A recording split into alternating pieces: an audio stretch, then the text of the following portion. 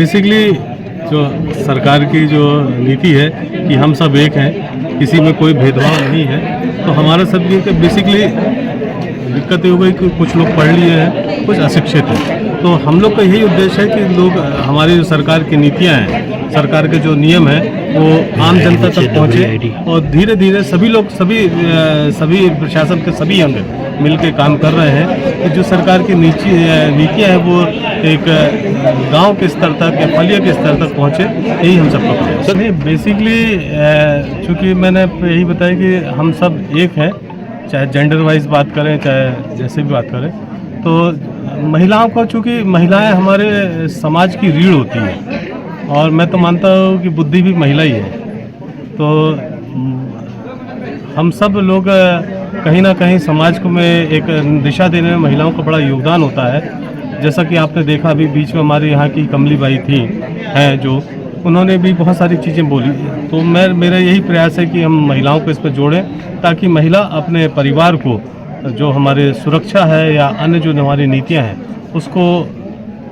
बढ़ाने में मदद करे और हमारा परिवार सुरक्षित हो।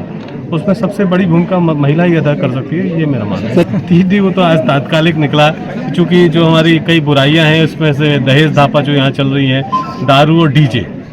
तो ये काफ़ी विषय समाज का, हमारे किसी भी परिवार का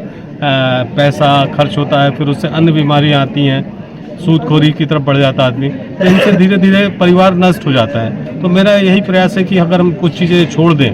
तो हम एक समाज सुधार की तरफ बढ़ सकते हैं। अभी मूलतः तो ये बात देखने में नहीं आई, मेरे संज्ञान में नहीं आई है, पर अगर ऐसा होगा तो जो भी हमारे पास आता है तो हम उस पर विधिवत कार्रवाई करें। रक्षा सखी जो हमारा उद्देश्य है कि हमारे, जैसा मैंने यहाँ बताया, शिक्षा एक बड़ा महत्वपूर्ण हमारे जो विकास की कड़ी है कि अगर व्यक्ति शिक्षित होगा तो वो पूर्णतः विकसित हो जाएगा। तो मेरा भी यही मानना है कि हम रक्षा सखी के माध्यम से बच्चों को शिक्षा की तरफ प्रयास करते हैं और जो नाबालिग बच्चे शादी कर लेते हैं उनके प्रेरित करते हैं कि वो कम उम्र में शादी ना करें और एक परिपक्व होने पर ही अपने भविष्य की तरफ बढ़े ताकि देश को एक बेहतर नागरिक मिल सके। मैं कोशिश करता हूँ कि मैं कई जगह पहुँचूँ। बिल्कुल, रक्षा समिति के जो सदस्य हैं वो हमारे